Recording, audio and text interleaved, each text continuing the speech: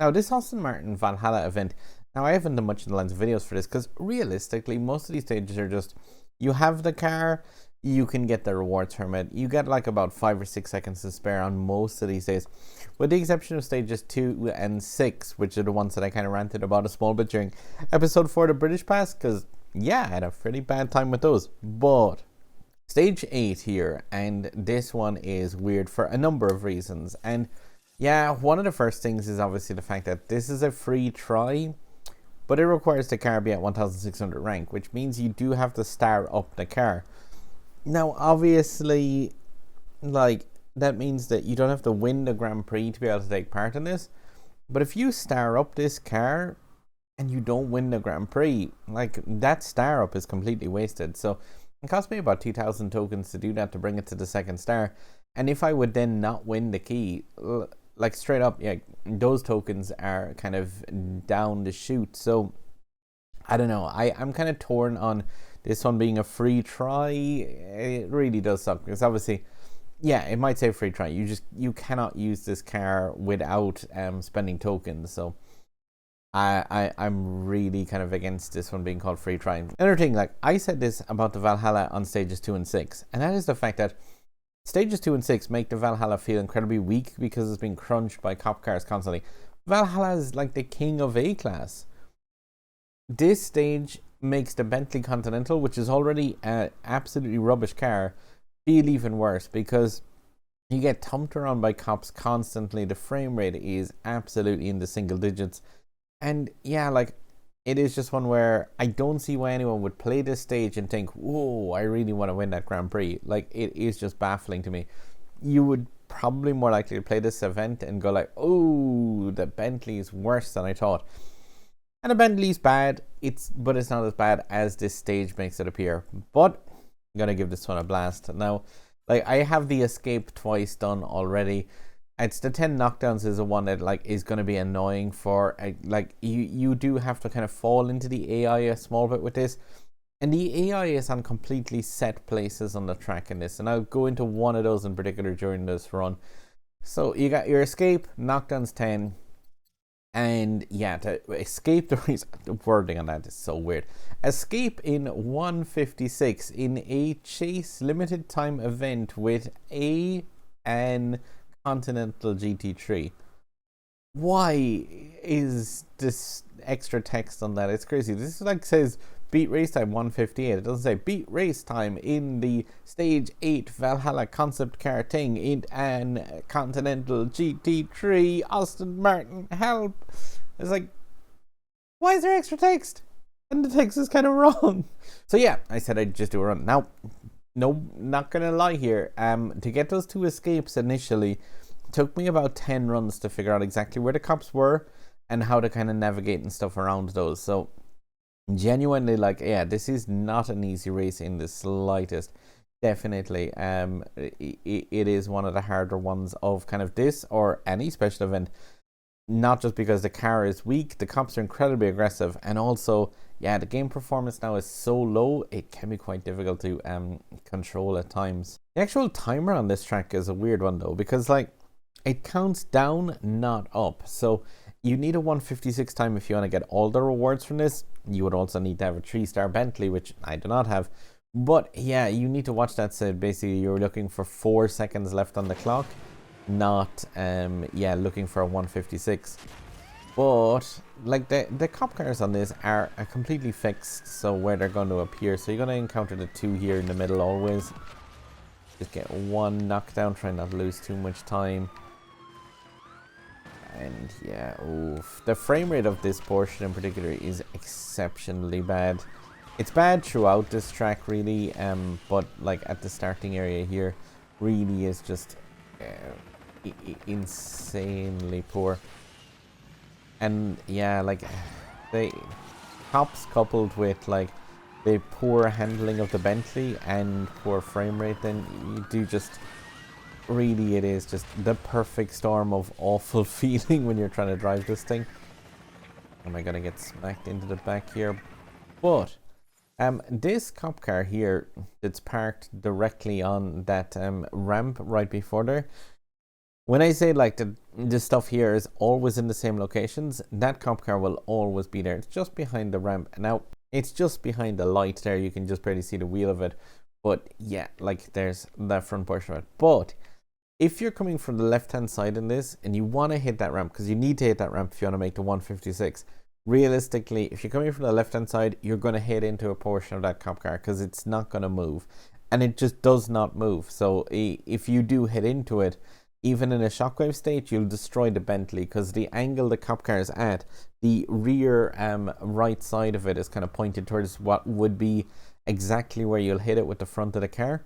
And yeah, you'll just wreck up against that thing and ruin your car, ruin the attempt. So you have to go to the right hand side of this ramp and skim by the nose of that cop car. It's the only way to make the 156 without going into the underground portion of this track. So just straight by front of the car.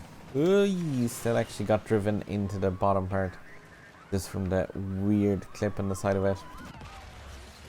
I'll see, is this recoverable? But for speed, like, to be fair, I do need lots of KDs, but for speed, generally coming down here in the bottom row is absolutely yeah, not what you want to be doing. But you do have to be aware of that cop car that's parked there. Now, landing down onto the beach here as well is very important. Gonna 360, but not in a nitro state until I land right behind these cops. And then just try and kind of barrel through as many of them as possible. 360ing again here before you come to the ramp. Because yeah, you will get like sideswiped by the ones coming in from the back. 12 seconds to go, so definitely after taking that lower route, I'm not going to be getting the time here. But do I have my 10 KDs? Let's see. Maybe. 1 second to spare. About. And let's see. Yeah, there's the 10 knockdowns on that. 159.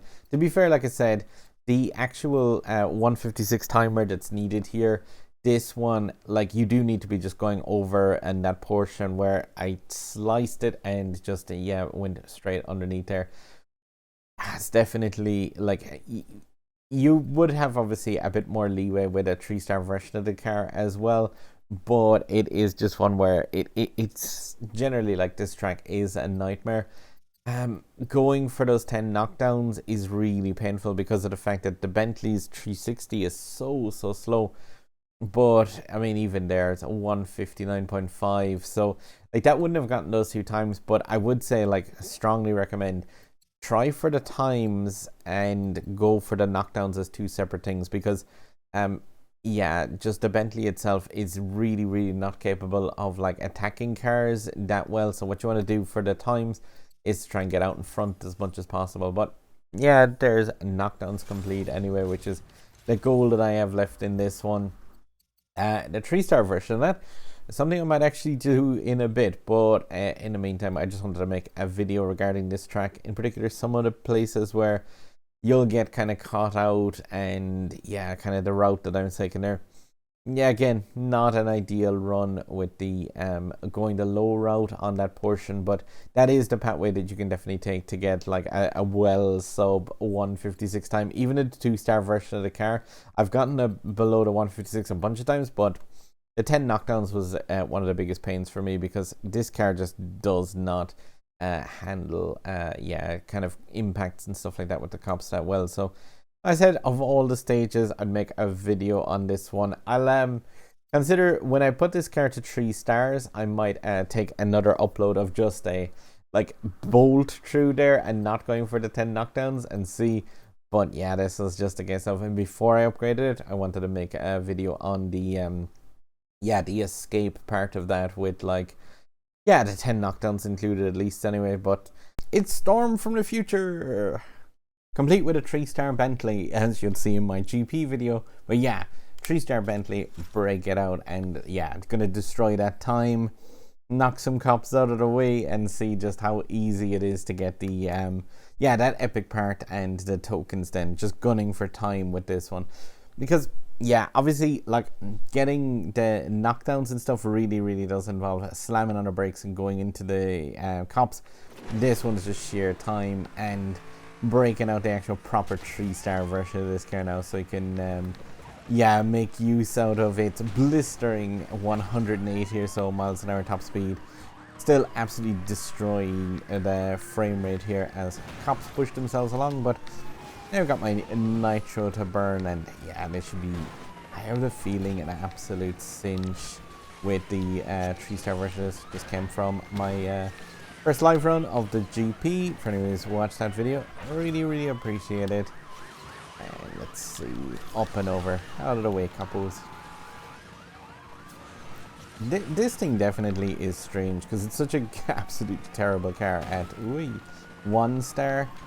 But at the 2 mark, it became sort of a bit lively and sprightly. But 3, yeah, it's still, you know, it's still a very bad D-class car, and it can't drift, which does get addressed in a future patch. But at the same time, this is night and day difference between that thing at 1 star for sure. But I just said I'd include this to see how much time to spare can we get with the 3-star version of it, because like I did manage that time with the 2-star when I was trying to get those escapes down, but I was obviously slightly slower by a fair enough amount when gunning for just the 10 knockdowns on those oppos. Move aside. Nice. I love that they're actually toxic to each other as well. It's good stuff. See how much time do we have left here. Hello, cops. Oh yeah, I guess because I didn't like knock out any of them, they're just going to be all here right at the end trying to get some storm love. But there we go, 6 seconds to spare, or 5.1 for what time is that, a 1:54. So yeah, for like literally first attempt with that, absolute cinch to put in, even just bullying them out of the way in the 3-star version. So while it's a pain to do these quests with the 2-star version, and it genuinely is, this 10 knockdowns is still going to be a nightmare even with the 3-star version, I have a feeling, because you just really have to get into the mud for that one. That's a real challenge. But getting the time once you get to the 3 stars is far easier, and it is just a case of, again, learning where those cops are so you know not to run into that one before the ramp and stuff. But yeah, I figured I'd come back to this one and just say like, oh, for anyone who does get this to 3 stars, yeah, that's 200 tokens as a refund pretty much straight up. And there's the Aston Martin Valhalla Epic from stage 8 earned. So yeah, not too bad at all from that. And yeah, that Continental GT3, yeah, it's almost a car when it's at the 3 stars. Almost. You just need a key now for it to make those tokens worthwhile. Alright guys, yeah, so I said I'd amend the end of this video from what I had put on there, but if this did help you out, you can see, yeah, where the AI are and get the knockdowns, and then yeah, the time with the actual 3-star version of it. Put in a fairly decent enough time there with that one, 150 odd. But yep, as always, if these videos help you out, please do consider clicking that sub button up there. I do most of the events in Asphalt, as well as some other games on the Switch up there, and then other videos from my channel here. As always, guys, drive safe and good luck in these crazy events. We'll see you in the next video.